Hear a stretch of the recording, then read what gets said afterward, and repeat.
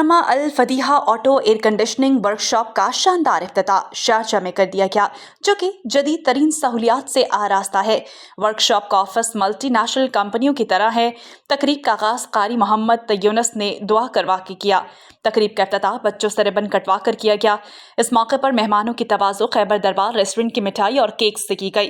تقریباً مہمانوں کی کثیر تعداد موجود تھی اور کھانے کا وسیع انتظام تھا۔ اس موقع پر سینئر اینکر پرسن شاہد استقلال سے بات کرتے ہوئے وقار احمد CEO الرما الفدیہ کا کہنا تھا کہ میں آنے والے تمام مہمانوں کا شکریہ ادا کرتا ہوں۔ ہماری یہ ورکشاپ تمام جدید ترین سہولیات سے آراستہ ہے۔ انشاءاللہ ہمارے ہاں کسٹمرز کا کام تسلی بخش کیا جائے گا۔ ظہور احمد پارٹنر الرما الفدیہ نے نظام ٹی وی کا افتتاحی تقریب میں شامل ہونے پر شکریہ ادا کیا۔ انہوں نے مزید کہا کہ ہماری ورکشاپ پر الیکٹریکل، میکینیکل اور ڈینٹنگ پینٹنگ کے تمام کام تسلی بخش کیے جاتے ہیں، اور ساتھ ہی میں تمام دوستوں کا مشکور ہوں جنہوں نے اس تقریب میں شرکت کی۔ چیف گیسٹ زبیر خلیل نے ورکشاپ کی اوپننگ پر مبارکباد دیتے ہوئے کہا کہ وقار احمد CEO الرما الفدیہ اور ظہور احمد دونوں میرے بھائیوں کی طرح ہیں۔